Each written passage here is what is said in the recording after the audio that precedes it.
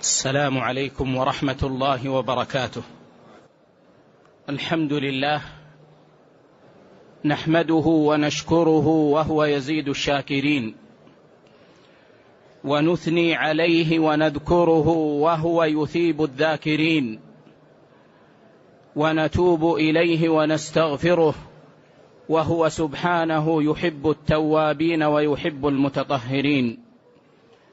وأشهد أن لا إله إلا الله وحده لا شريك له، له الملك وله الحمد وهو على كل شيء قدير. وأشهد أن محمدًا عبده ورسوله، البشير النذير والسراج المنير، صلى الله عليه وسلم تسليمًا كثيرًا إلى يوم الدين. ورضي الله عن آله وأصحابه الطيبين الطاهرين. أما بعد، فأيها الإخوة في الله، قبل أن نشرع في درسنا اليوم أذكر أن بعض إخواننا من طلاب العلم يهدوننا فوائد قيمة تتعلق بالدرس، وهو أمر أحبه وأحب أهله، لأنه إما أن ينبهني على خطأ وقعت فيه فأصلحه ونعم الهدية، وإما أن ينبهني عن نقص في البيان أو ينبهني إلى نقص في البيان فأتمه، وإما أن ينبهني إلى إشكال وقع في النفوس فأدفعه، وفي كل خير. ومن ذلك رسالة لطيفة وصلتني من طالب علم، أسأل الله عز وجل أن يزيده علما وهدى، وأن ينير بصيرته، وأن يجعل لإخوان السامعين مثل ذلك. تتعلق بدرس البارحة وفيها فوائد.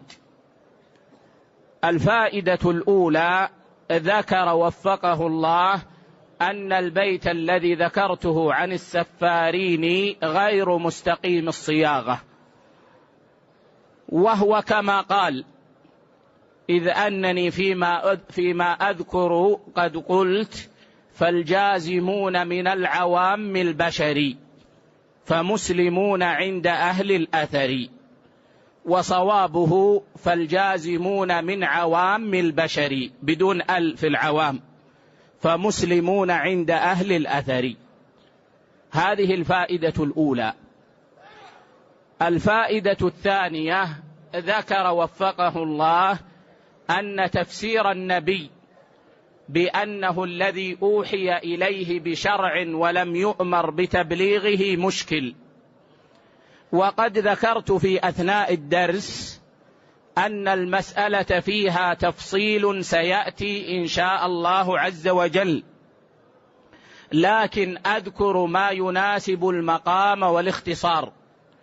فذكرنا ما يناسب المعنى الذي ذكره الشيخ في الكتاب، وهو المناسب لقول الشيخ: إن النبي صلى الله عليه وسلم نبئ بإقرأ وأرسل بالمدثر يا أيها المدثر.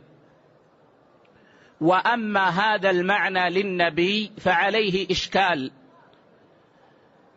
واستشكله جمع من أهل العلم، ذكره كثير من العلماء، واستشكله جمع من المحققين، منهم شيخ الإسلام ابن تيمية رحمه الله، ومنهم بعض المفسرين، ومنهم الشيخ الأمين الشنقيطي رحمه الله، ومنهم الشيخ الألباني رحمه الله، ومنهم الشيخ عبد المحسن العباد حفظه الله، وغيرهم من المحققين. وسيأتي إن شاء الله عز وجل عند التفصيل بيان الإشكال الوارد على هذا التفسير والموازنة بينه وبين بقية التفسيرات.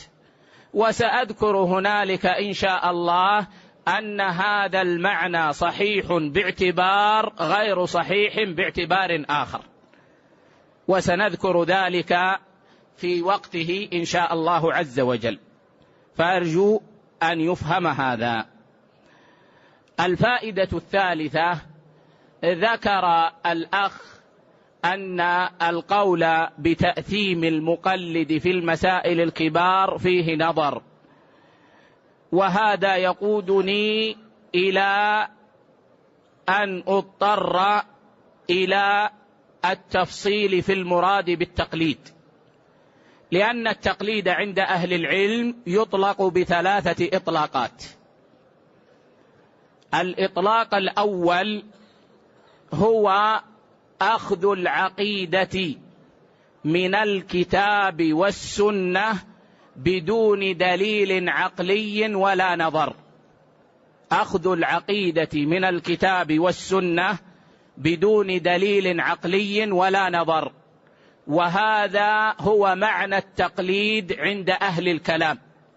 ما معنى التقليد الذي يذمه أهل الكلام؟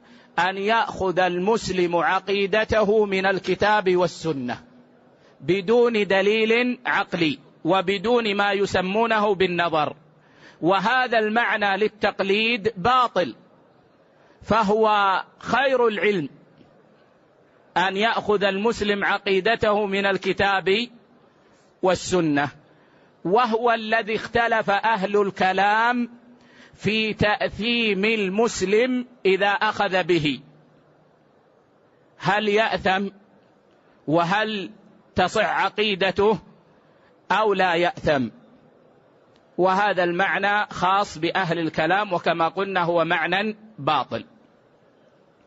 المعنى الثاني للتقليد هو ما يقابل الاجتهاد، أو بعبارة بعض أهل العلم ما يقابل الاستدلال.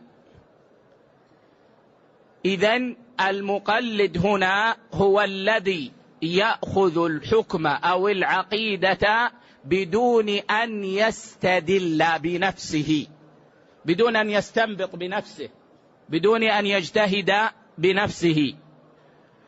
وهذا التقليد هو الذي ذكر فيه شيخ الإسلام ابن تيمية رحمه الله أن من الناس من أطلق وجوبه، ومن الناس من قال بتحريمه، وأن ذلك خطأ في الإطلاقين، خطأ في القول بالوجوب وخطأ في القول بالتحريم.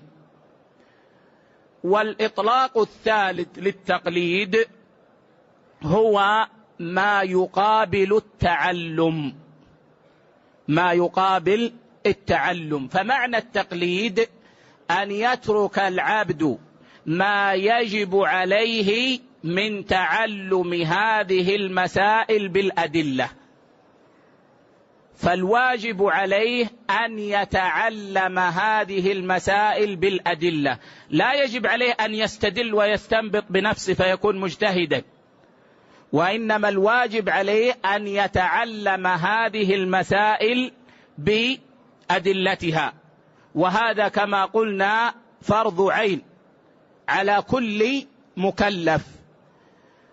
فإذا تركه المكلف ولم يفعله فهو يأثم لتركه الواجب عليه، لتركه الواجب عليه وهو التعلم.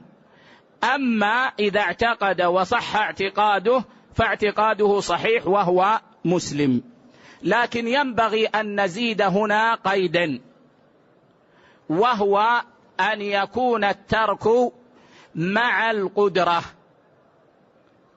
أن يكون تركه للتعلم مع القدرة. فإذا كان عاجزا لآفة فيه أو لعدم بذل العلم له، فإن العلماء يقولون لا واجب مع العجز.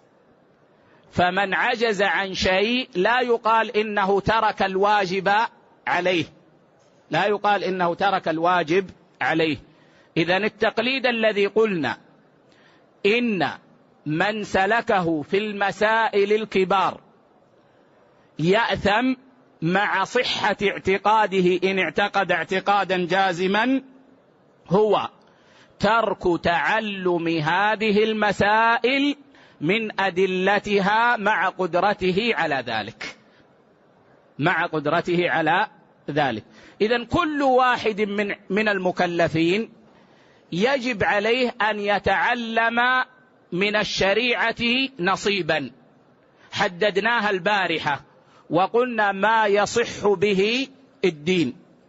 فما يصح به الدين من المسائل الكبار ومن مسائل العبادات تعلمه فرض عين، وما يكمل به الدين فتعلمه فرض كفاية. وأعطيكم مثالا بالصلاة حتى يتميز الأمر. تعلم الصلاة منه ما هو فرض عين ومنه ما هو فرض كفاية، فما تصح به الصلاة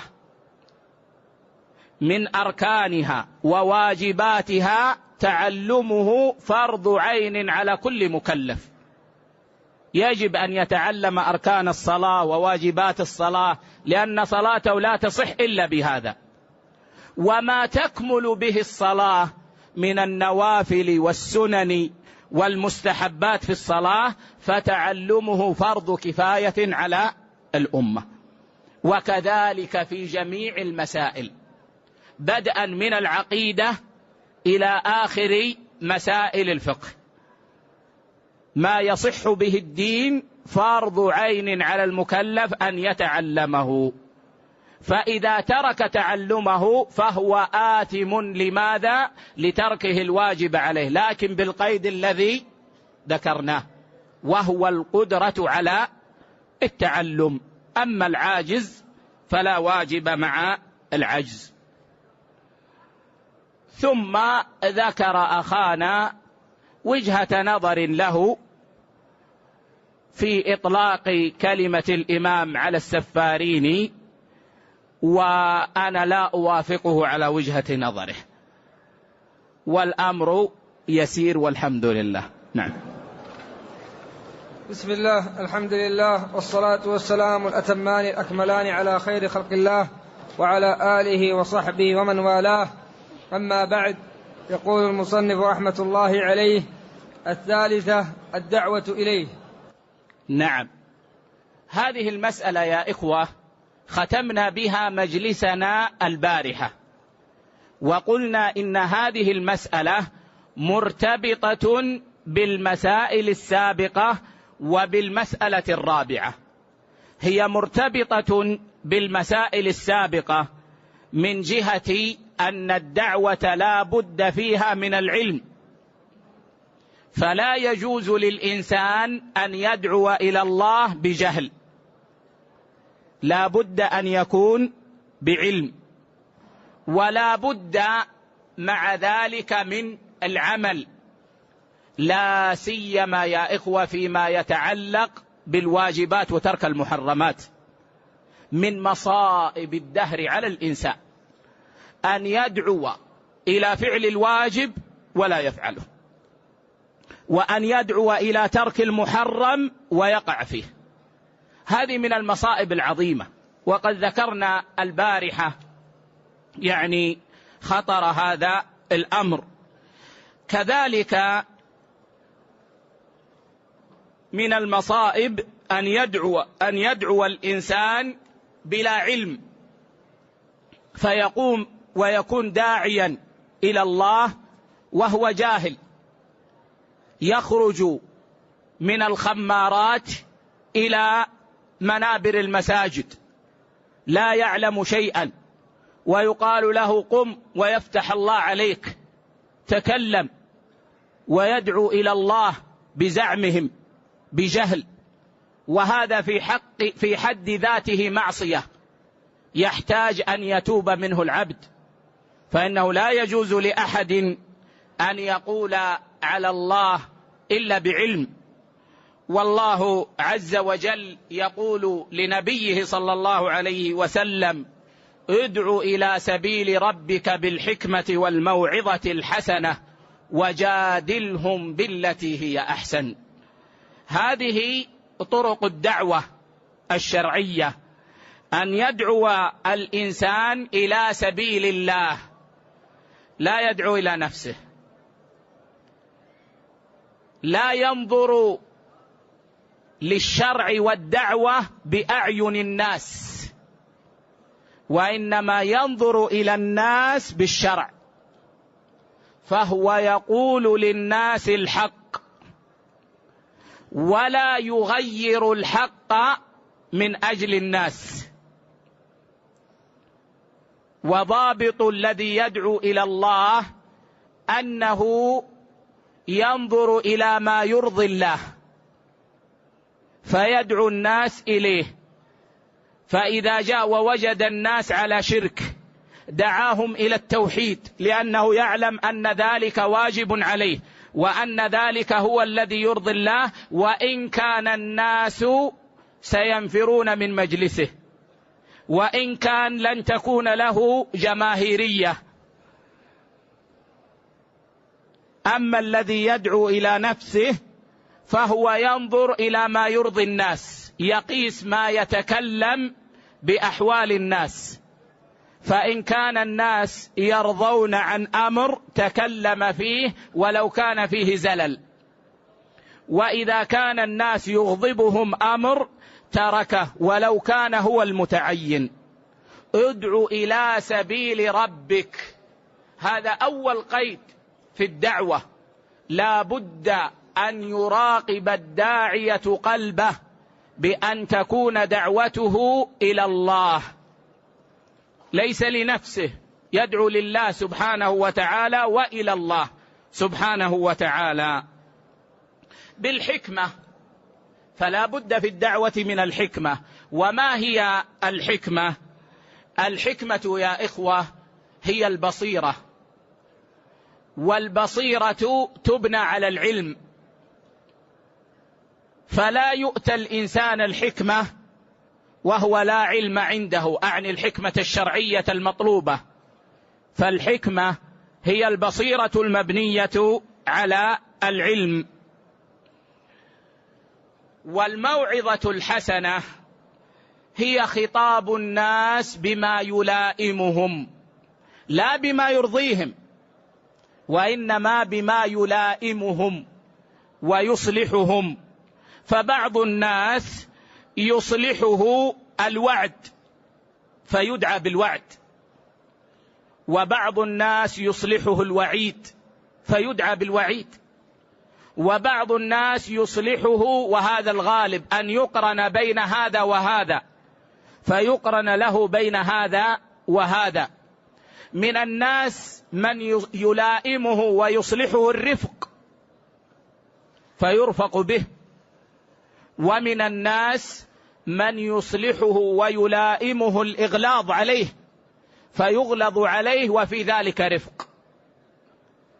فإنك عندما تسعى لإصلاح إنسان ببذل الأسباب فهذا غاية الرفق، غاية الرفق به، ولو أغلظت عليه في الظاهر. وكما يقول بعض أهل العلم: الرفق سهل والإغلاظ صعب. لأن الإغلاظ يعني قد يخالف طبيعة الإنسان، وقد يقابله ما يقابله، لكن إذا اقتضته المصلحة الشرعية فإن الداعي إلى الله يسلكه. إذن الداعي إلى الله يا إخوة يعلم أن الناس يتفاوتون في أفهامهم، ويعلم ما جاء به الشرع، فيدعو الناس بما يلائمهم ويصلحهم.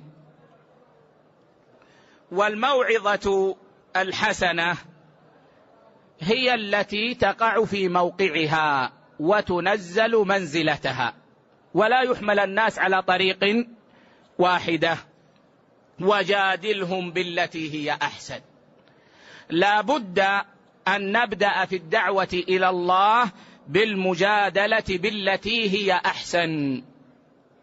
وما هي المجادلة بالتي هي أحسن؟ هي المجادلة بالكتاب والسنة على فهم صحيح سليم مستقيم. فهذه الدعوة وهذا ارتباطها بالعلم.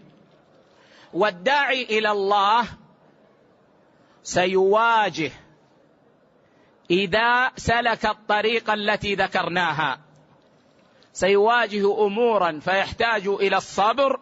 ولذلك قال الشيخ رحمه الله الرابعة، قال رحمة الله عليه: الرابعة الصبر على الأذى فيه. نعم، هذه أيها الإخوة هي المسألة الرابعة من المسائل العظيمة التي ينبغي على طالب العلم أن يستصحبها في كل علم. انتبهوا يا إخوة، هذه المسائل الأربعة ينبغي أن تستصحبها يا مسلم في كل علم، وليست خاصة بهذا الكتاب ولا بهذه المسائل، بل كل علم لا بد أن تستصحب فيه العلم والعمل والدعوة والصبر. والصبر في لغة العرب الحبس والمنع. يقول العربي: صبرت نفسي على كذا أو عن كذا، أي حبستها على كذا أو حبستها عن كذا. ومنه قول الله عز وجل: واصبر نفسك مع الذين يدعون ربهم بالغداة والعشي يريدون وجهه. اصبر نفسك يعني احبس نفسك معهم، احبس نفسك معهم. والصبر في الشرع كما يقول العلماء 3 أقسام: صبر على الأوامر والطاعات حتى يؤديها، وصبر عن المناهي والمخالفات حتى لا يقع فيها، وصبر على الأقدار حتى لا يتسخطها. فهذه أنواع الصبر: الصبر على الأوامر والطاعات حتى يؤديها، وهو الذي يقول فيه العلماء الصبر على طاعة الله. والنوع الثاني الصبر عن المنهيات حتى يجتنبها من أجل أن يجتنبها، وهذا هو الصبر عن معصية الله ومحارم الله. والقسم الثالث الصبر على الأقدار وما يجريه الله على العبد حتى لا يتسخطها. فالمطلوب من العبد يا إخوة فعله إما واجب أو مستحب، وهذا هو الطاعات، وفعلها لا يتم إلا بالصبر، لا يمكن أن يتم إلا بالصبر. والمطلوب تركه من العبد هو المحرمات والمكروهات. وهذه يعني بالنسبة للمحرمات المعاصي، والمكروهات المطلوب تركها من غير جزم، ولا يمكن ترك الاثنين إلا بالصبر. وما يقدره الله على العبد من المصائب ولا بد من وقوعها يحتاج إلى صبر. يقول ابن القيم رحمه الله: فقيام عبودية الأمر والنهي والقدر على ساق الصبر. فقيام عبودية الأمر والنهي والقدر على ساق الصبر، لا تستوي إلا عليه، كما لا تستوي السنبلة إلا على ساقها. والصبر منزلته عظيمة جدا. يقول شيخ الإسلام بن تيمية رحمه الله: قد ذكر الله الصبر في كتابه في أكثر من 90 موضعا. وهذا أيها الإخوة يدل على عظيم مكانته. قال علماؤنا: الدين كله علم بالحق وعمل به، والعمل به لا بد فيه من الصبر وطلب علمه يحتاج إلى صبر. إذن يا إخوة، نعلم من هذه الأنواع الثلاثة أن الصبر له أثر كبير في دين الإنسان، والعلم والتعلم يحتاج إلى صبر، والدعوة إلى الله تحتاج إلى صبر، والعمل بالعلم يحتاج إلى صبر. وهناك عبارة جميلة قالها بعض أهل العلم، قال: من حرم الصبر حرم العلم. من حرم الصبر حرم العلم. لن ينال العلم إلا صبور،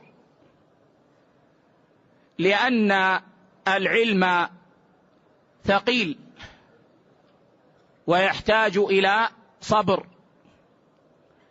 والدعوة إلى الله تحتاج إلى صبر، وهي أشد هذه المسائل حاجة للصبر، لأن أذية الداعين إلى الخير تقع كثيرا. كثير من الناس يؤذون الدعاة إلى الخير. لماذا؟ لأنهم يخرجونهم من الشهوات ويمنعونهم من الشبهات، والإنسان ميال للشهوات منقاد للشبهات، لأن العاطفة تغلبه، والعاطفة تجعله يميل إلى الشهوات والملذات وإلى الوقوع في الشبهات. ولذلك تجد أن كثيرا من الناس يؤذون العلماء بألسنتهم، لأن العلماء يقولون هذا حلال وهذا حرام، حرام كذا حرام كذا حرام كذا، ولا يؤذون الذين يغرونهم فيظهرون لهم أنهم متدينون، ولا يحرمون عليهم إلا قليلا. ولذلك لو نظرت الآن إلى الناس تجد أنهم يقولون ما نريد هؤلاء العلماء المعقدون الذين كلما قلنا شيئا قالوا حرام حرام حرام حرام، نريد مثل فلان وفلان، لأنهم لا يمنعونهم من الشهوات إلا قليلا، وأما الشبهات فهم أربابها وأهلها وأسيادها والدعاة إليها وناشروها، فالناس لا ينالونهم في الغالب، وإنما ينالون من العلماء أهل السنة الأثبات الذين يمنعونهم من الشبهات المحرمة ويدرؤون عنهم، يمنعونهم من الشهوات المحرمة ويدرؤون عنهم الشبهات المفسدة لعقائدهم وأعمالهم. والأنبياء عليهم السلام أوذوا فكذب الرسل،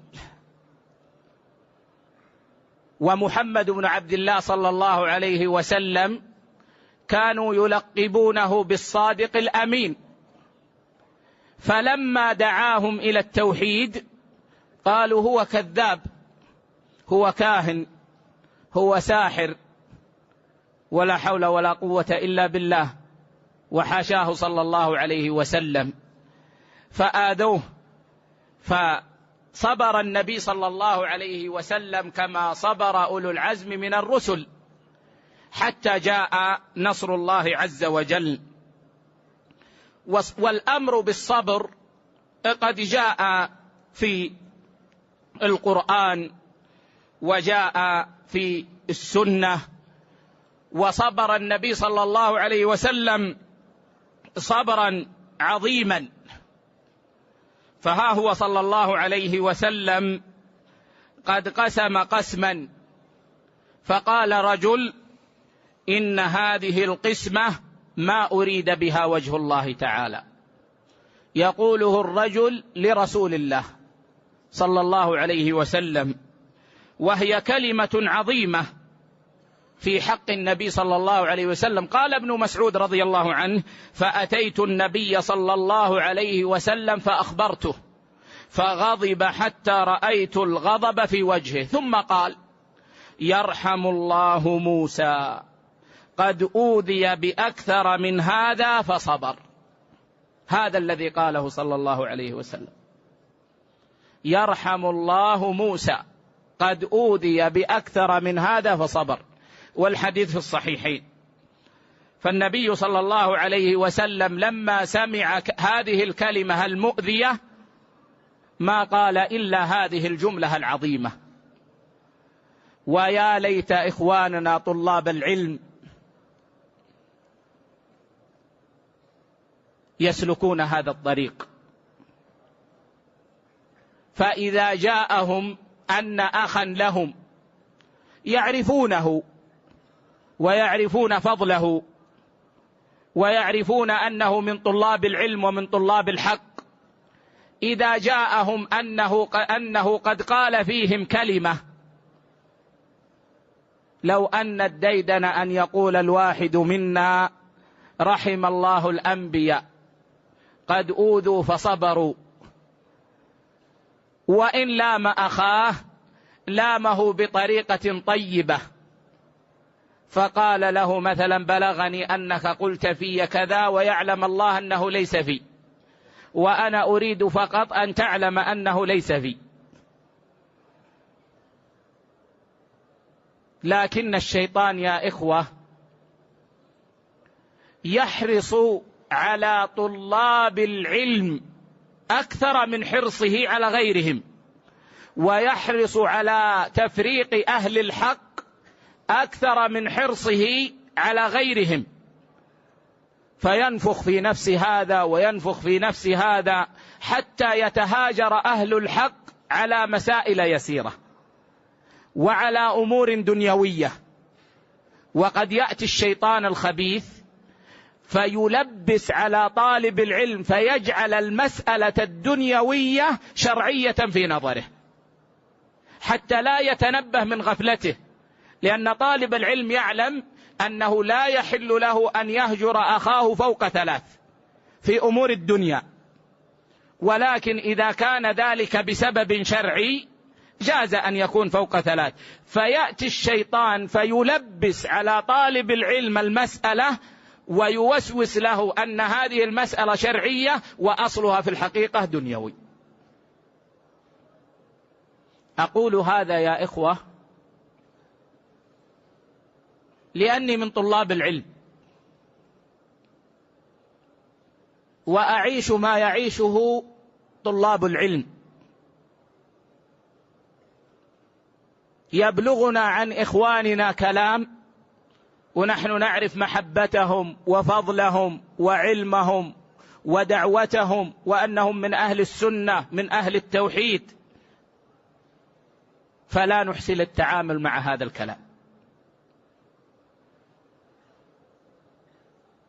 ولذلك كلامي لنفسي أولا ولإخواني.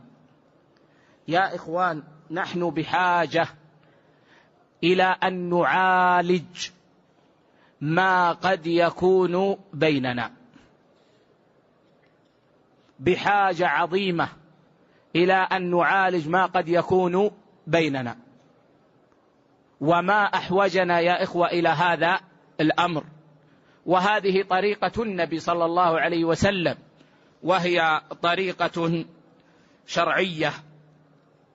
إذن على المؤمن أن يعود نفسه على الصبر ومخالطة الناس ودعوتهم، والصبر على أذاهم من أعظم المنازل.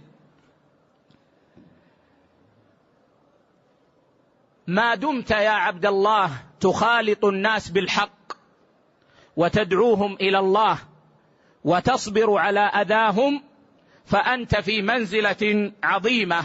يقول النبي صلى الله عليه وسلم: المؤمن الذي يخالط الناس ويصبر على أذاهم أعظم أجرا من المؤمن الذي لا يخالط الناس ولا يصبر على أذاهم.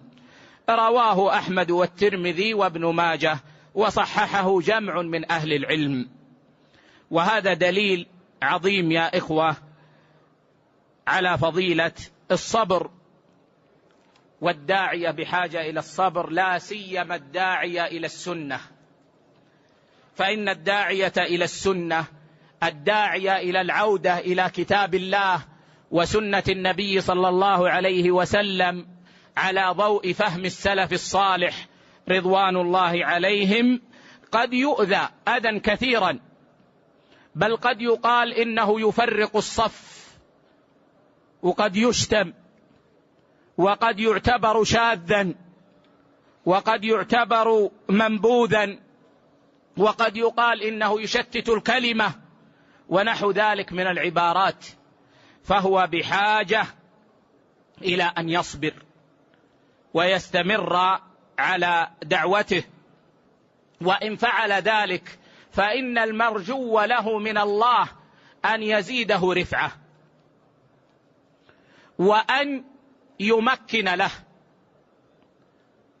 وفي القصص عبرة. هذا أحمد بن أبي دؤاد المعتزلي، كان من رؤوس الفتنة في القول بخلق القرآن،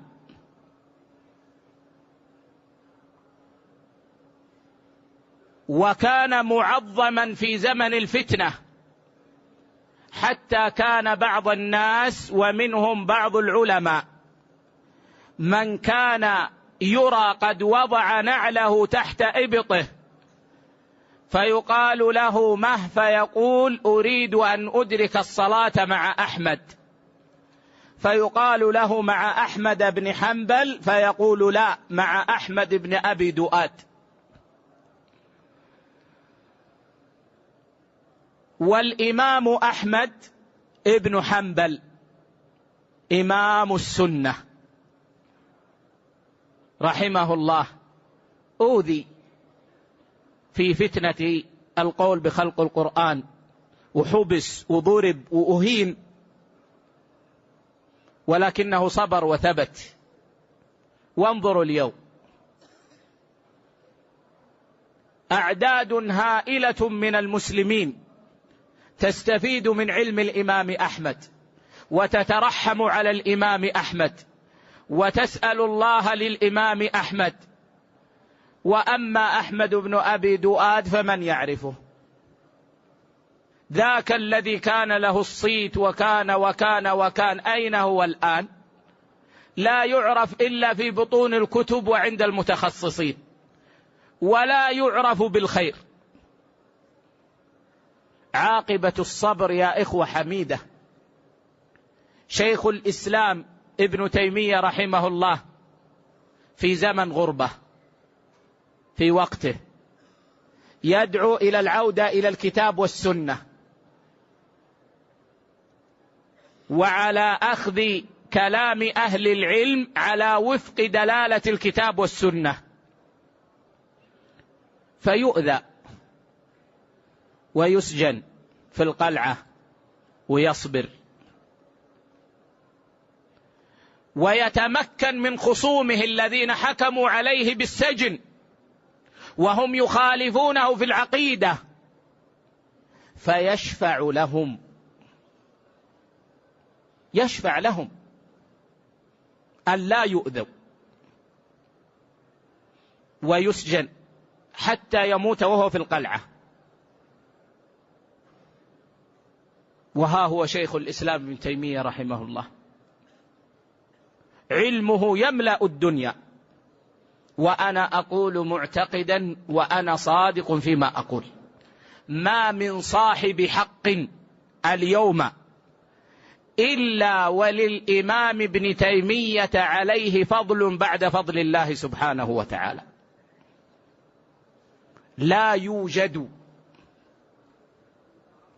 رجل اليوم من أهل السنة ومن أهل الحق إلا وللإمام ابن تيمية عليه فضل بعد فضل الله سبحانه وتعالى.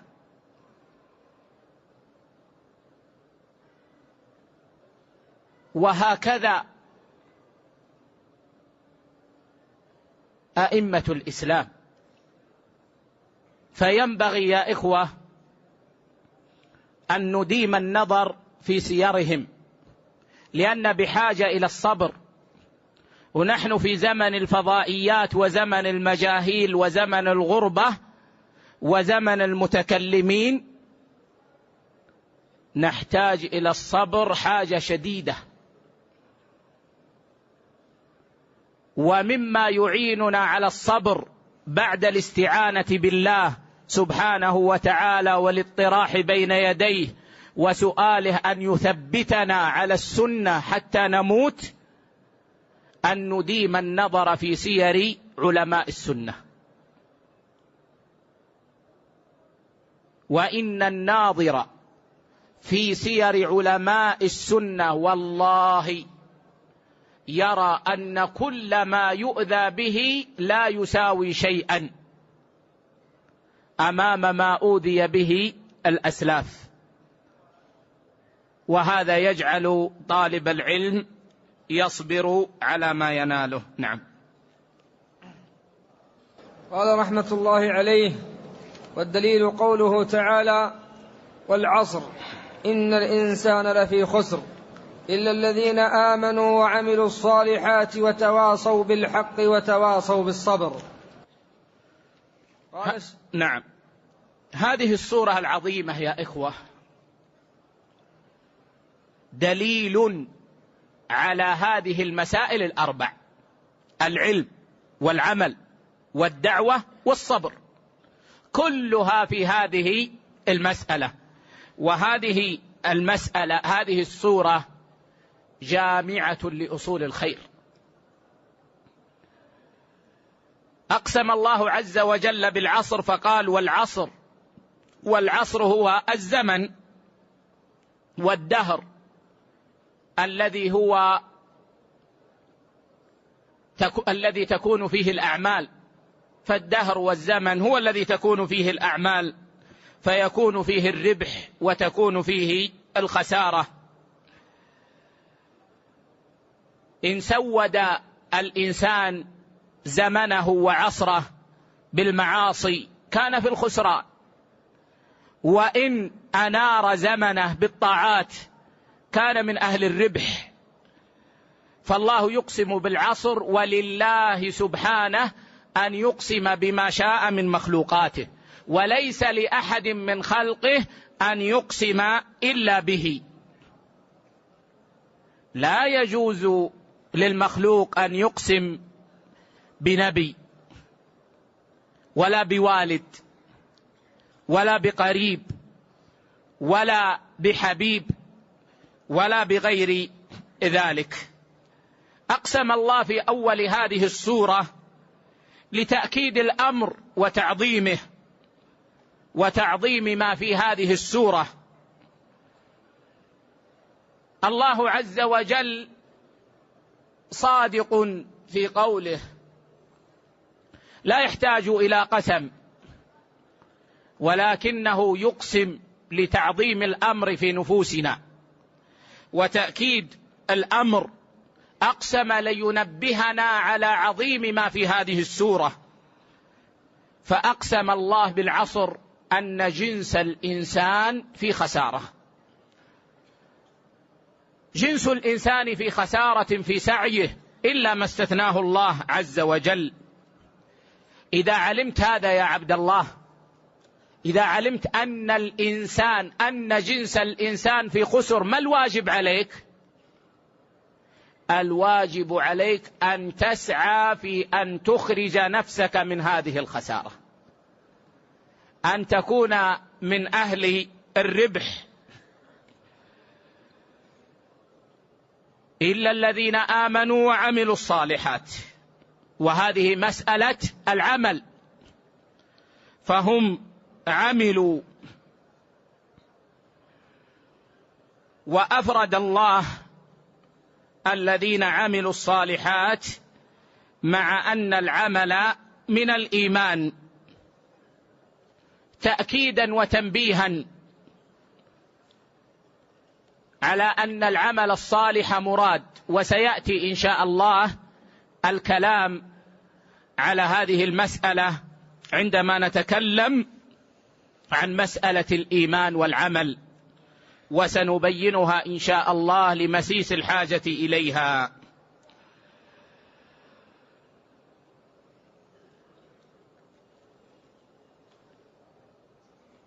ثم يقول الله عز وجل: وتواصوا بالحق. وهذه هي مسألة الدعوة إلى الحق.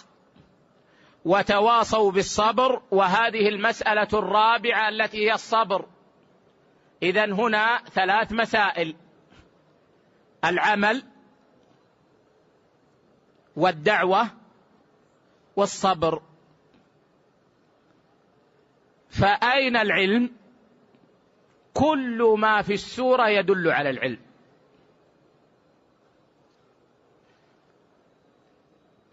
لأن الإيمان والعمل الصالح والتواصي بالحق والتواصي بالصبر يحتاج إلى العلم.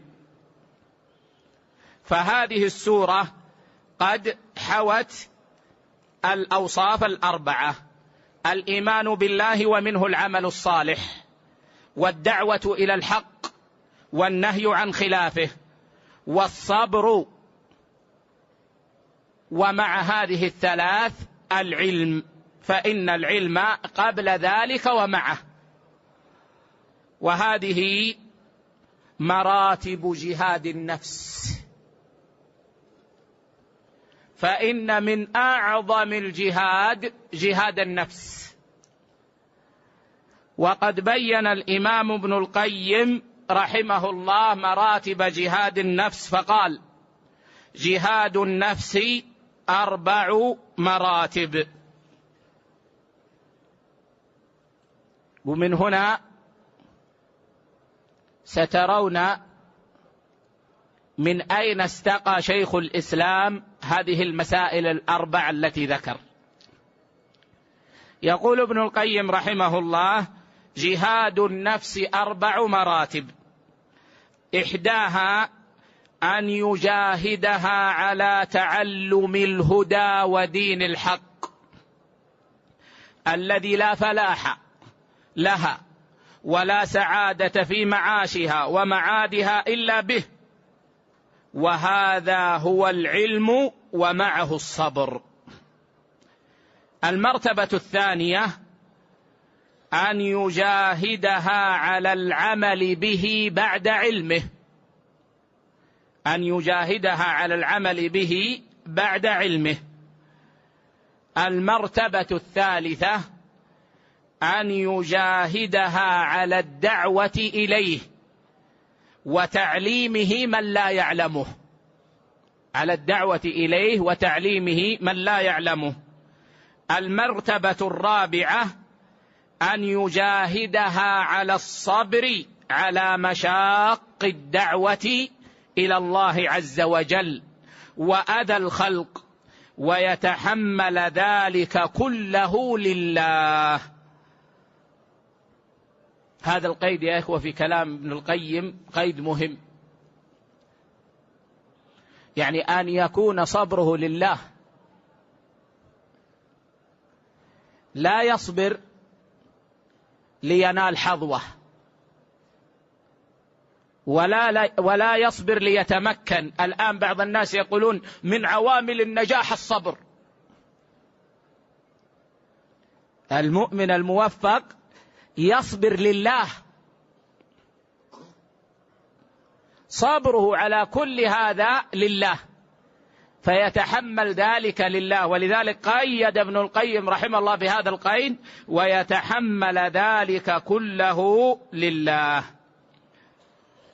فإذا استكمل العبد هذه المراتب 4 صار من الربانيين.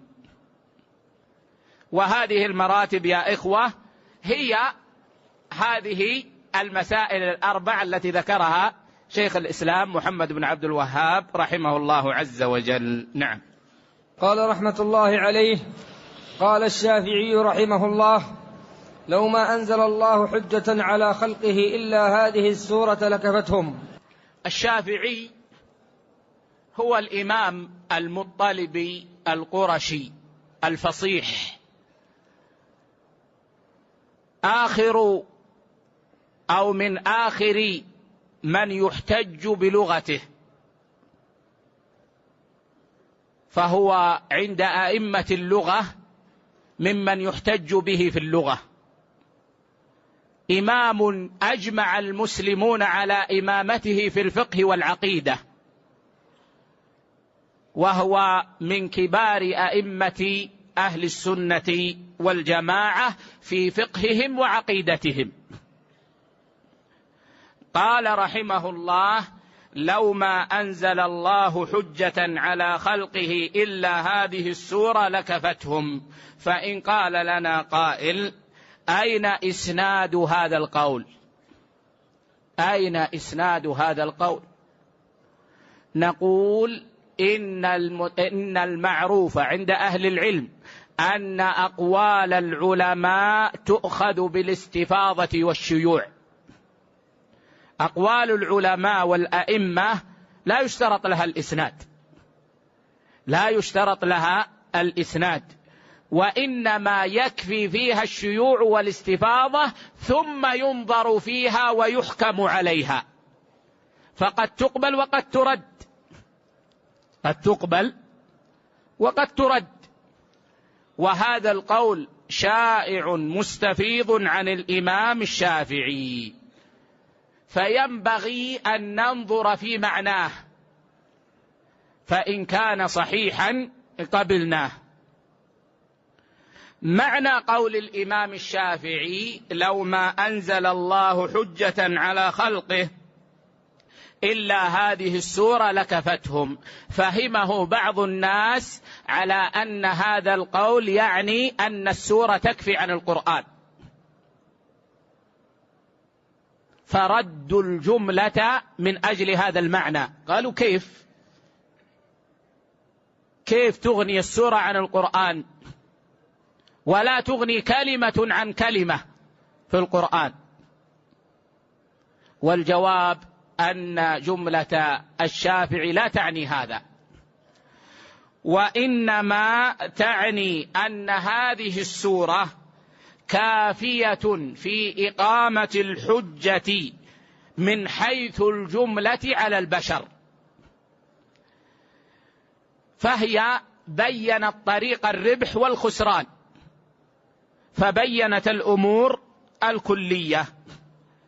والمعلوم يا إخوة أن هذه المنازل الأربعة التي وردت في السورة لا تنال إلا بالقرآن والسنة، فمراده رحمه الله أن هذه السورة العظيمة جمعت أصول الخير من حيث الجملة، فهي كافية للناس في الحث على التمسك بدين الله.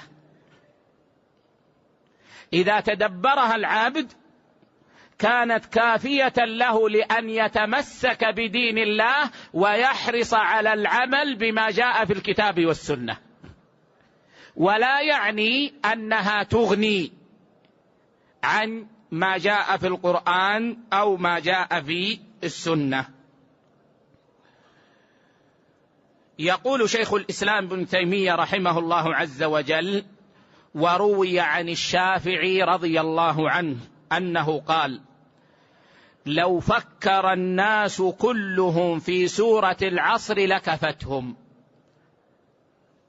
هذه رواية أخرى لمقولة الإمام الشافعي ذكرها شيخ الإسلام ابن تيمية رحمه الله: لو فكر الناس كلهم في سورة العصر لكفتهم، يعني لو تفكر الناس في معاني هذه السورة لكفتهم للتمسك بدين الله. يقول شيخ الإسلام ابن تيمية رحمه الله: وهو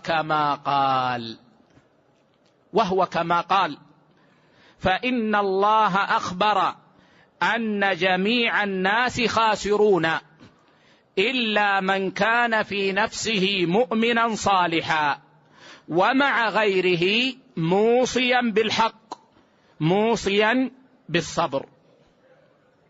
وهو كما قال: فإن الله أخبر أن جميع الناس خاسرون إلا من كان في نفسه مؤمنا صالحا ومع غيره موصيا بالحق موصيا بالصبر. فهذه المقولة على المعنى الذي ذكرناه مقولة صحيحة، وهي مستفيضة مشهورة عن الإمام الشافعي. نعم. قال رحمة الله عليه: وقال البخاري رحمه الله: باب العلم قبل القول والعمل. والدليل قوله تعالى: فاعلم أنه لا إله إلا الله واستغفر لذنبك. نعم. فبدأ بالعلم قبل القول والعمل. نعم. الإمام البخاري الإمام المحدث الكبير محمد بن إسماعيل صاحب الصحيح آية عظيمة من آيات الله في الحفظ. اشتهر بالحفظ والعبادة، ومن قرأ صحيحه علم وتيقن أنه من فقهاء الأمة، فهو من الفقهاء الكبار. وتبويب البخاري في الصحيح فيه أسرار علمية وفقهية لا يزال طلاب العلم إلى اليوم يكتشفون المزيد منها. ومن قال إن البخاري ليس بفقيه لا يعرف الفقه في الحقيقة، فإن من عرف الفقه وعرف صحيح البخاري عرف أن صاحبه من فقهاء الأمة الكبار رحمه الله عز وجل رحمة واسعة. وهو مشهور بالصلاح والعبادة رحمه الله. قال: باب العلم قبل القول والعمل. فالعلم مقدم على القول والعمل، والدليل قوله تعالى: فاعلم أنه لا إله إلا الله واستغفر لذنبك. احتج البخاري يا إخوة بهذه الآية على أن العلم سابق للقول والعمل، وهذا دليل أيضا لشيخ الإسلام على أن العلم هو المرتبة الأولى.